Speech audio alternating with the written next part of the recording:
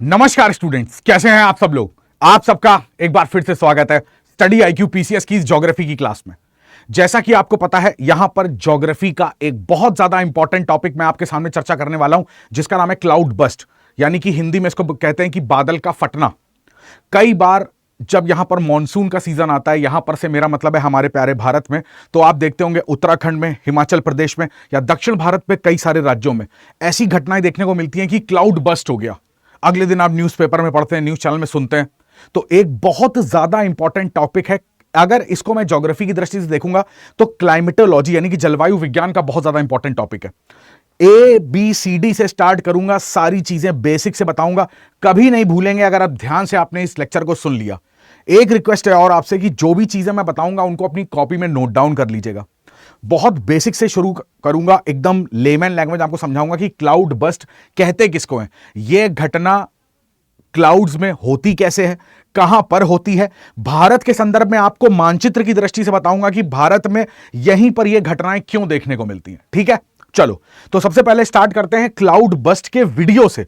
जब तक आप उस घटना को अपने आमने सामने नहीं देखेंगे, तब तक आप उस चीज को रिलेट नहीं कर पाएंगे।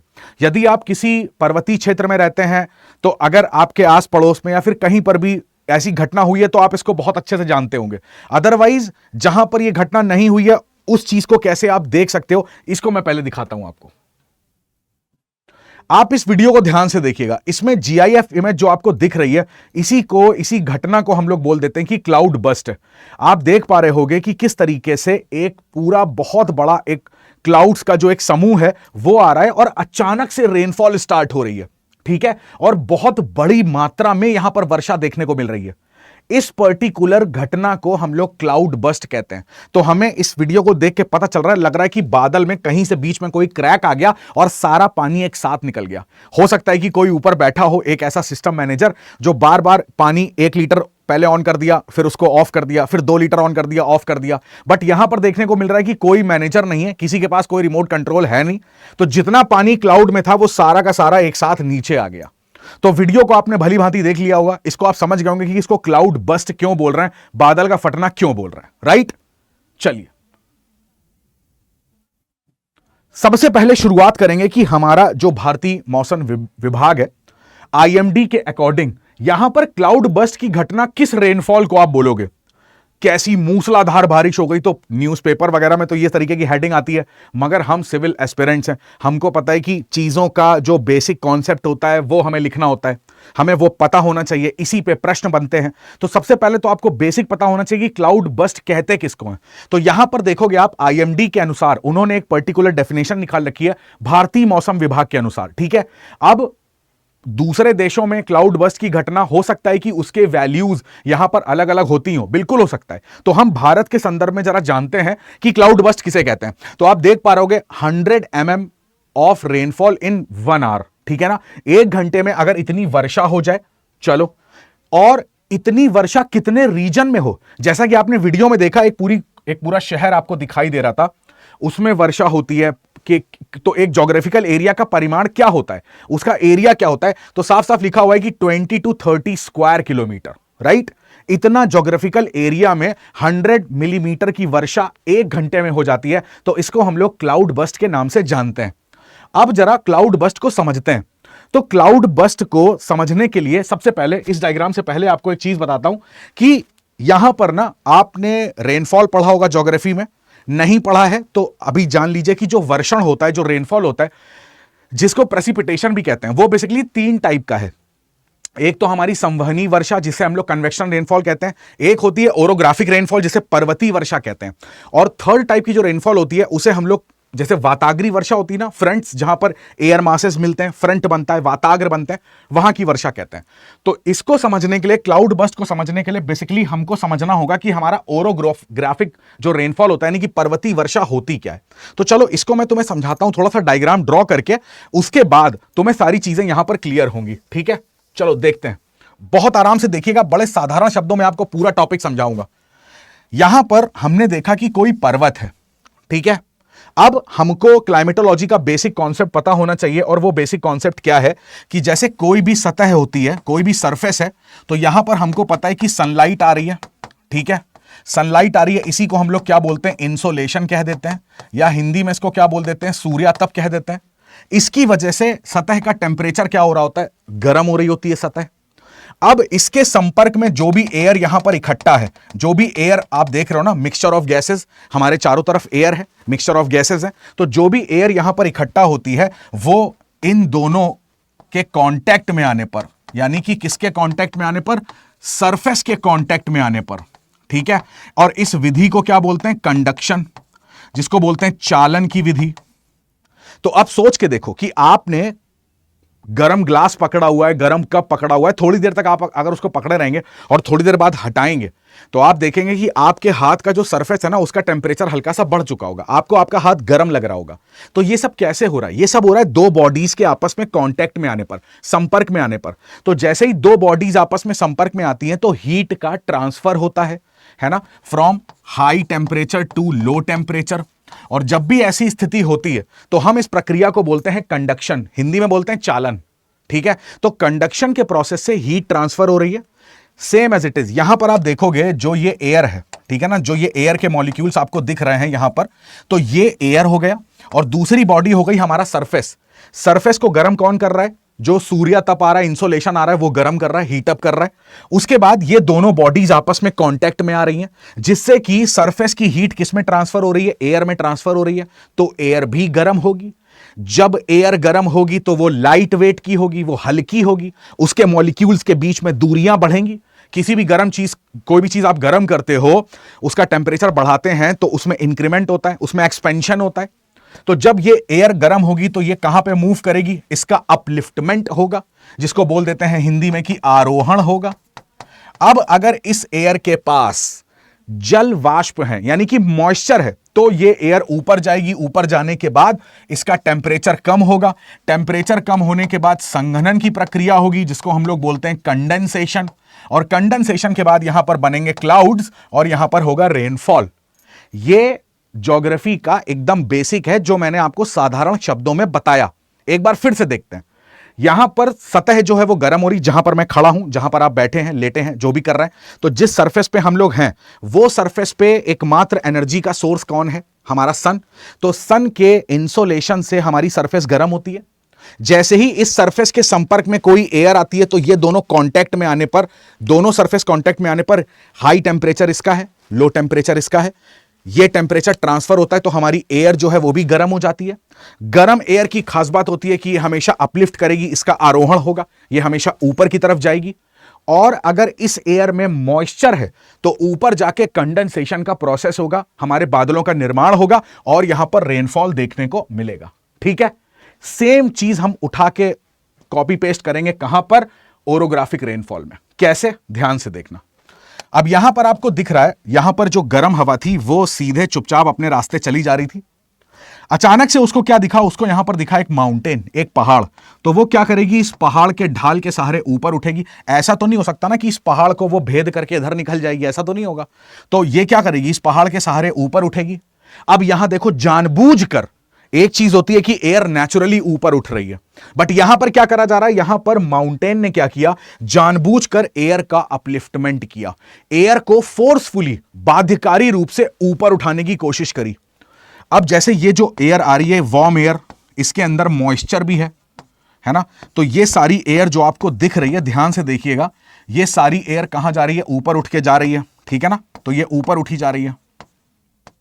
जैसे जैसे एयर ऊपर उठती है, जैसे जैसे एयर जो है इसका अपलिफ्टमेंट होगा, तो इसका टेम्परेचर क्या होगा, कम होगा। यहां पर कंडेंसेशन का प्रोसेस होगा। टेम्परेचर कम होने का मतलब है अब गैसेस के अणु पास पास आएंगे, तो बीच में जो वाटर वेपर है उसको होल्ड करने की कैपेसिटी इनके पास रहेगी नहीं, तो उसको यहां पर, इसी प्रोसेस को क्या बोलते हैं, कंडेंसेशन। अब सारा जलवाष्प बनेगा एक जल की बूंद और वो गिरेगा नीचे, इसी को हम लोग वर्षा बोल रहे हैं, इसी को हम लोग प्रेसिपिटेशन बोल रहे हैं। बट ये तो हो गई नॉर्मल रेनफॉल, इसी को बोलते हैं पर्वतीय वर्षा। तो यहां पर बनेंगे बादल, है ना, और यहां पर हो जाएगी वर्षा। यहां पर क्या देखने को मिलेगी, यहां पर आपको देखने को मिलेगा रेनफॉल, ठीक है ना। इतनी बात समझ में आ गई, ठीक है। तो ये तो सर आपने नॉर्मल रेनफॉल का कॉन्सेप्ट बता दिया। क्लाउड बस्ट जो आपने हेडिंग लिखवाई थी वो तो आपने बताया नहीं, टाइम पास कर रहे हैं आप। नहीं। अब देखो होगा क्लाउड बस्ट। अब वो कैसे होगा, ध्यान से सुनना। ये जो गर्म हवाएं आ रही हैं, जिनके सामने ये पेड़, जिनके सामने ये पर्वत जो है वो एकदम ब्रेकर की तरह खड़े हुए हैं, अवरोध का काम कर रहे हैं, हडल का काम कर रहे हैं। अचानक से मैं तुमसे कह रहा हूं, मैं तुमसे ये कह रहा हूं कि अचानक से बहुत बड़ी तादाद में यहां से कोई जो वार्म एयर है वो आ जाती है। फॉर एग्जाम्पल यहां पर दूसरी वार्म एयर देख लेते हैं। बहुत सारी वार्म एयर अचानक से कहीं से आ गई।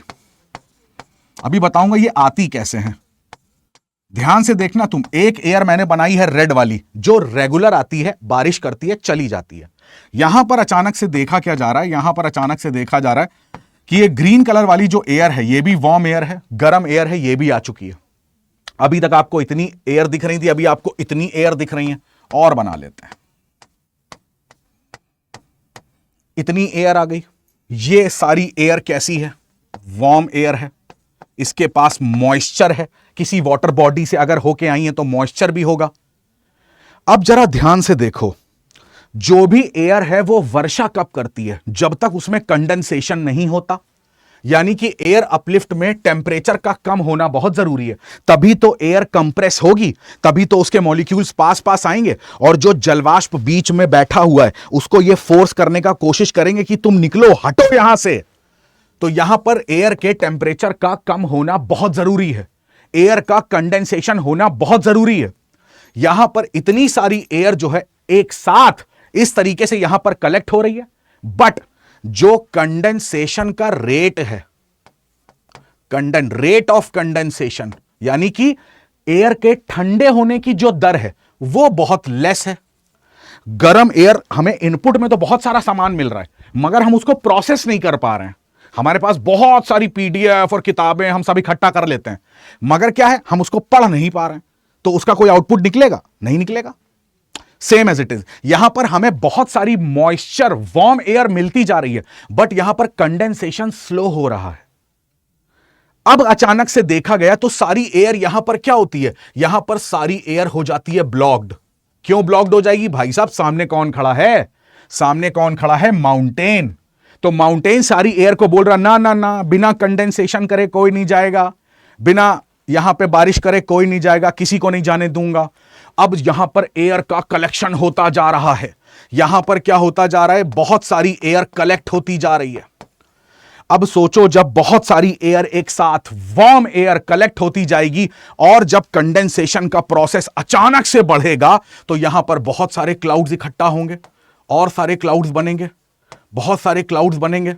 और कौन से क्लाउड्स बनते हैं? एक तो वर्षा करने वाले क्लाउड्स को हम लोग क्या कहते हैं, निम्बस क्लाउड। और दूसरा, यहां पर आप देखोगे रुई के शेप के क्लाउड्स बनते हैं, जिनको हम लोग बोलते हैं cumulonimbus. Most important fact, cloud burst में कौन से क्लाउड बनते हैं? तो क्यूमुलोनिम्बस क्लाउड।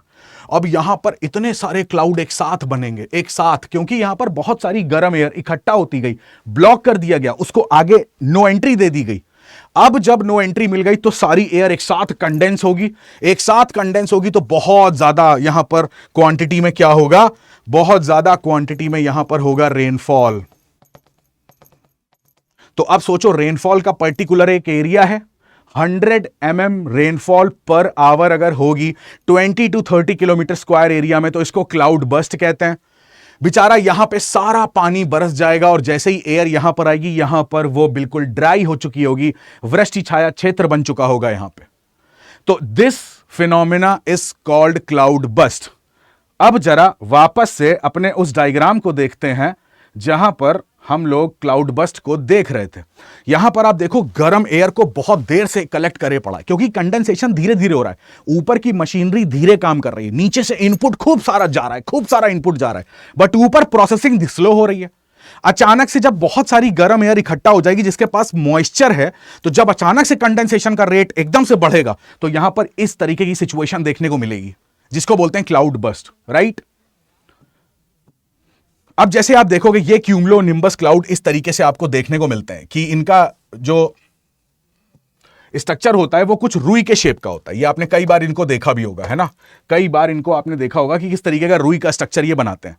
तो मिड लेवल क्लाउड है। अब चूंकि डार्क कलर से दिख रहे हैं, तो डार्क कलर शो करता है कि ये निम्बस क्लाउड है। मेघ क्यूमुलस का तो हो गया, ये कपासी मेघ है, और जो निम्बस की हिंदी होती है उसको क्या बोलते हैं, वर्षा मेघ। ठीक है, तो क्यूमुलो निम्बस आप याद रखेंगे। दूसरा, यहां पर जिस तरीके से मैंने बताया कि कंडेंसेशन वाटर वेपर का होगा और बहुत तेज एकदम से अचानक से होगा, पहले तो रुका हुआ था, अचानक से यहां पर कंडेंसेशन होगा, और यहां पर आप देखोगे सारे रेनफॉल इस एरिया में होगा, यहां पर जो रेन शेडो रीजन बन जाएगा, वृष्टि छाया क्षेत्र बन जाएगा। ठीक है, तो इस चीज को ध्यान में रखेंगे। अब बात आती है हमारे भारत की, कि भारत में आप देखोगे उत्तराखंड, हिमाचल प्रदेश, इन जगहों पर बहुत ज्यादा क्लाउड बस्ट क्यों देखने को मिलता है। क्लाउड बस्ट को रोकने का सबसे प्राइमरी कारण कौन था, वो था पहाड़, वो था माउंटेन। आप देखोगे यहां पर पूरी हिमालय की रेंज आपको दिख रही होगी, है ना, पूरी यहां पर आपको हिमालय की रेंज दिख रही है, इस तरीके से हिमालय दिख रहा है। जब अगर भारत की बात करेंगे तो आप देखोगे साउथ वेस्ट मानसून जो है, साउथ वेस्ट मानसून इस तरीके से भारत में क्लिक करेगा, है ना। जब ये भारत में आता है तो आप देखेंगे ये सारी एयर अल्टीमेटली कहां पर जाके रुक रही है, इसको ब्लॉक कौन कर रहा है, ये हमारे हिमालय माउंटेन्स। और चूंकि ये सब एयर कहां से आ रही है, पूरा इंडियन ओशियन से, अरेबियन सी से, बे ऑफ बंगाल से, तो भरपूर मात्रा में इसके पास मॉइस्चर है, जलवाष्प की कोई कमी नहीं है। तो यहीं पर आके इस जगह पर जब हिमालय इनको ब्लॉक करता है तो यहीं पर क्लाउड बस्ट की घटना देखने को मिलती है। कई बार आप देखोगे साउथ इंडिया में भी पश्चिमी घाट के पास जो माउंटेन्स है, हमारे जो पर्वत हैं, वहां पर भी कुछ क्लाउड बस्ट की घटनाएं देखने को मिलती हैं। तो ये इस तरीके से भारत में क्लाउड बस्ट क्यों होता है आपको पता होना चाहिए, क्योंकि माउंटेन ब्लॉक करता है, लगातार एयर आती जाती है, वो कंडेंस नहीं हो पाती, वहां पे कलेक्शन उसका होता है और फिर अचानक से बारिश होती है। ठीक है, ये कॉन्सेप्ट समझ में आया सबको। चलो, अगर कॉन्सेप्ट समझ में आया तो इस क्वेश्चन को तुरंत फोड़ दो, कमेंट पे आंसर करिएगा। बादल फटने के संबंध में निम्नलिखित कथन आपके सामने दे रखे हैं, कौन कौन से सही हैं। किसी शहर में 1 घंटे में 10 सेंटीमीटर या उससे अधिक की वर्षा को बादल फटने के रूप में वर्गीकृत करते हैं। रेनफॉल ऑफ 10 सेंटीमीटर और more in an hour in a city can be categorised at cloud burst. Cirrus clouds are responsible for cloud burst. ठीक है, इसको करिएगा, कमेंट सेक्शन में आंसर करिएगा, कमेंट सेक्शन में बताइएगा वीडियो कैसा लगा। ऐसे ही छोटे छोटे फिजिकल ज्योग्राफी के कॉन्सेप्ट के वीडियो मैं आपके लिए लाता रहूंगा, एकदम सिंपल भाषा में। बट शर्त यह है, कमेंट आपको करना है, जो क्वेश्चन पूछूंगा उसका आंसर जरूर कमेंट करिएगा। कमेंट करके बताइएगा वीडियो कैसा लगा। अगला वीडियो बहुत ही जल्द आपके सामने लाऊंगा, एक बहुत ज्यादा इंपॉर्टेंट टॉपिक पे, फिजिकल ज्योग्राफी का। तब तक आप अपनी पढ़ाई करेंगे, स्वस्थ रहेंगे, माता पिता की बहुत सारी सेवा करेंगे, उनको बिल्कुल परेशान नहीं करेंगे। आप सबका बहुत बहुत धन्यवाद। जय हिंद।